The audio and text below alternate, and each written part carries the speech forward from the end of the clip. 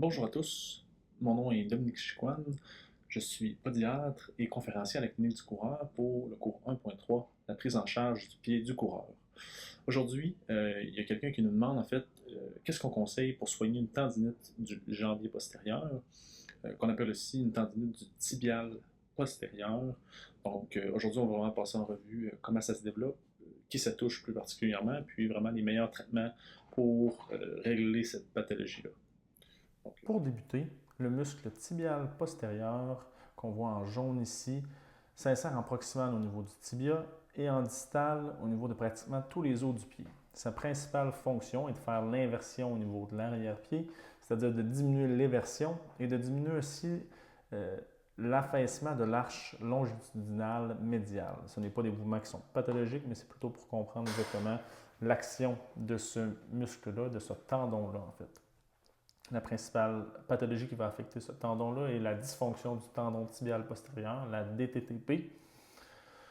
Une douleur distale et rétromalléolaire va être présente, qui est représentée en fait par la zone rouge au niveau du pied sur l'image juste ici.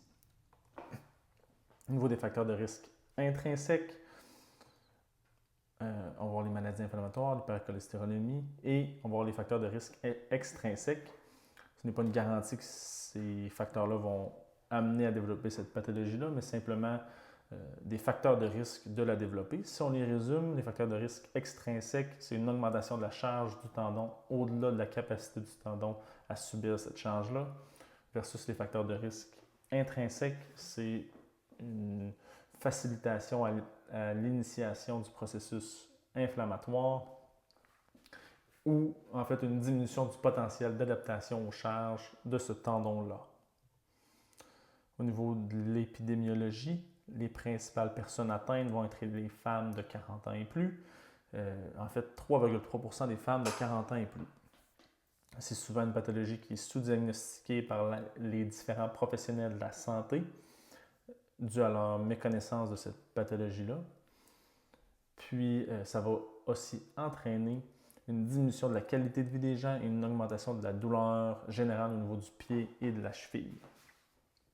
Au niveau de l'évolution clinique de cette pathologie, ça va être vraiment dans les stades aigus une tendinite, puis si ce n'est pas bien soigné, ça va se développer en tendinose, une dégénérescence au niveau du tendon. Donc dans le stade 1 de la DTTP, on est vraiment au stade de tendinopathie. Si jamais cette pathologie-là n'est pas bien soignée, on va aller vers le stade 2, où est-ce que là, il va y avoir une atteinte des ligaments calcanéo-naviculaires ou talocalcanéens. On va voir, en fait, c'est là qu'on va voir l'apparition de l'éversion de l'arrière-pied, une diminution de l'arche longitudinale médiale, l'apparition finalement du pied plat. Donc, encore une fois, si cette pathologie-là n'est pas bien traitée, on va aller vers le stade 3. Le stade 3, où est-ce qu'on a une atteinte plus sévère. On va voir finalement une atteinte articulaire qui va être talocalcanéenne, talonaviculaire ou calcanéo-cuboïdienne. Puis, vers le stade 4, l'articulation tibio-talaire va aussi être atteinte. Donc ça, on voit vraiment l'évolution de cette pathologie-là. En fait, dans les stades 1 et 2, ça va être une atteinte des tissus mous surtout. Dans le stade 1, le tendon plus particulièrement. Puis dans le stade 2, les ligaments talonaviculaires, talocalcanéens, qui vont être touchés finalement secondairement à l'allongement du tendon tibial postérieur. Le tendon tibial postérieur, c'est le seul tendon que je connais qui a la capacité de s'allonger sans nécessairement rupturer. Puis dans les stades 3 et 4, c'est là qu'on a une atteinte articulaire. Donc, les stades 1 et 2 sont réversibles étant donné que c'est seulement les tissus mous qui sont atteints. Les stades 3 et 4, on a une atteinte articulaire, osseuse, dégénérative qui, elle, est irréversible. Donc, il y a vraiment une coupure qui se fait entre le stade 2 et 3. Puis, ce qu'on veut, c'est vraiment optimiser les traitements. C'est vraiment primordial dans les stades 1 et 2, étant donné que dans les stades 3 et 4, qui sont irréversibles, c'est une chirurgie qui soulage souvent le plus les gens. Donc, les stades 1 et 2, la principale chose à faire, c'est vraiment de bien quantifier le stress mécanique. Donc, si on a une douleur pendant, après ou une raideur matinale au niveau du tendon, il faut vraiment faire des activités de transfert, se reposer, diminuer le stress et ensuite faire des exercices une fois qu'on s'est bien reposé puis que la douleur a bien diminué, respecter notre douleur puis évoluer tranquillement, augmenter le stress sur le tendon tranquillement et lui laisser le temps de s'adapter. Donc, les principales activités à faire dans les stades 1 et 2, surtout dans le stade 1, chez les coureurs principalement, des activités de transfert, faire du vélo, natation, diminuer la charge au niveau du tendon, mais garder la forme, garder la vascularisation au niveau du tendon, permettre une bonne guérison sans nécessairement appliquer trop de charge sur le tendon. Les tapings, si jamais on veut recommencer la course ou si on a une douleur légère, parfois des tapings peuvent être faits. En fait, soit avec du leukotape K, du leukotape P qui est plus rigide, puis un entre-deux, c'est le dynamic tape. Donc, avant de faire le taping, comme on voit sur la vidéo, on va placer le pied en inversion un petit peu et en flexion plantaire. Ensuite, on va appliquer la première bande. Sur la vidéo, j'ai utilisé du dynamic tape, mais comme je dis, du leukotape P peut aussi être utilisé si on veut plus de soutien au niveau du tendon, si on veut plus diminuer la charge au niveau du tendon, étant donné que c'est ça l'objectif du taping. Donc, on place le taping, on se l'insère au niveau du tibia proximal, puis on vient l'appliquer sous l'arche plantaire. On peut faire une deuxième bande aussi qui va être similaire à la première, dans le but, en effet, de soutenir le tendon. Ensuite, entre les tapings, c'est possible de faire des exercices de renforcement spécifiques. Dans les cas plus aigus, on veut vraiment qu'il n'y ait aucune douleur. On ne veut pas que les gens n'aient aucune douleur, mais on peut faire des exercices. Souvent, des exercices avec des élastiques vont être conseillés, étant donné qu'ils ne seront pas en charge, puis qu'on va pouvoir vraiment bien contrôler le mouvement. Donc, comme on voit ici, on peut mettre le pied au sol, 45 degrés environ par rapport au sol, puis amener le pied vers l'intérieur, faire l'inversion au niveau du pied avec l'élastique.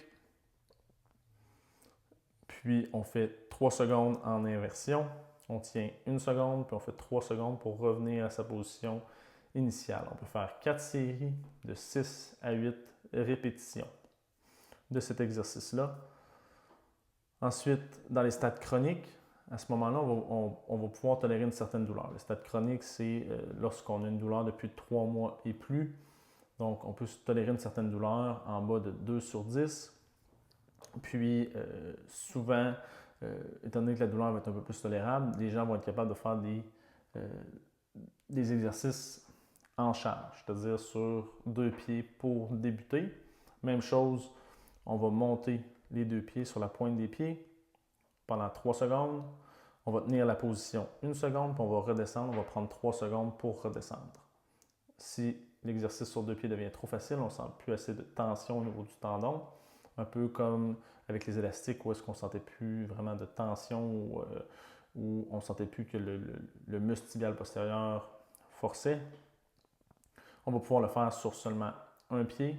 Donc, on débute au niveau du sol, puis on prend 3 secondes pour monter sur le bout des pieds, puis on redescend 3 secondes encore une fois pour redescendre, puis on tient la position 1 seconde. Un peu comme les exercices avec l'élastique, on va faire 4 séries de 6 à 8 répétitions, puis on ne voudra pas que la douleur dépasse 2, 3 ou 4 sur 10, tout dépendant de la tolérance à la douleur du patient. Ensuite, dans les stades 1 chroniques ou dans les stades 2, où est-ce qu'on fait des tapings à répétition, où est-ce que la douleur n'est pas bien contrôlée, on peut utiliser des orthèses plantaires. Il existe 2 principaux types, les orthèses plantaires préfabriquées, qui elles sont fabriquées en série. On n'a pas besoin de prescription d'orthèses. Et les orthèses plantaires sur mesure, qui elles sont vraiment faites pour la pathologie du pied. On a besoin d'une prescription médicale et une empreinte sur mesure du pied, puis une prescription vraiment avec des spécifications particulières sont faites la plupart du temps. Pour la dysfonction du tendon tibial postérieur, souvent ce qui est conseillé, c'est des orthèses plantaires sur mesure, étant donné qu'on veut éviter l'atteinte du stade 3, puis c'est une pathologie tout de même très complexe, où est-ce qu'on ne veut pas que le tendon continue à se dégrader, puis on ne veut surtout pas non plus qu'il s'allonge. Donc, les principales études qui ont été faites, en fait, ils ont toutes été faites avec des orthèses plantaires sur mesure. On en a 5, qui diminuent en fait la douleur de 50 à 100%. Lorsqu'on a une moins bonne efficacité, c'est lorsque les stades 1 à 4 sont inclus.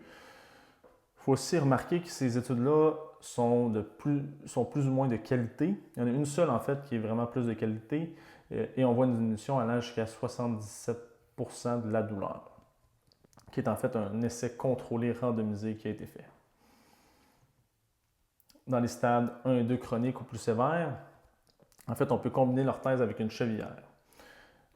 Puis, c'est possible aussi, en fait, dans les stades 1 chroniques, au lieu de débuter avec l'orthèse plantaire, de débuter avec une chevillère, puis d'intégrer l'orthèse plantaire si jamais les douleurs ne sont pas bien diminuées avec le port seulement de la chevillère. C'est important aussi de noter, en fait, qu'avec les orthèses plantaires et la chevillère, c'est toujours important de garder, de continuer à faire les exercices, puis de continuer à être actif, soit faire de la marche ou de la course, de bien quantifier son stress.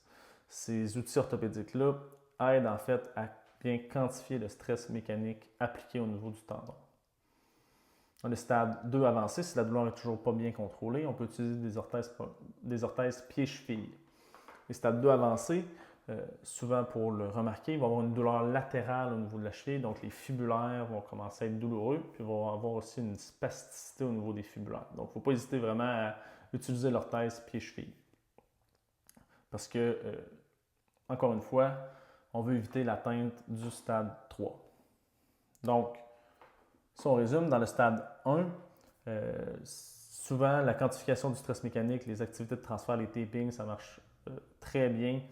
De faire des exercices aussi de renforcement, ça marche très bien. Diminuer la charge appliquée au niveau du tendon, surtout chez les coureurs, ça marche vraiment bien. Dans les stades 1 chroniques ou récidivants, il ne faut vraiment pas hésiter à utiliser un support orthopédique.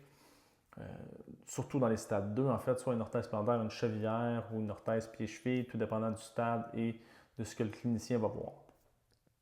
Tout ça, finalement, se fait dans le but d'éviter absolument l'atteinte du stade 3 de la dysfonction du tendon tibial postérieur. J'espère que ces conseils vous seront utiles. Puis, si jamais vous voulez plus d'informations, rendez-vous sur lacliniqueducoureur.com.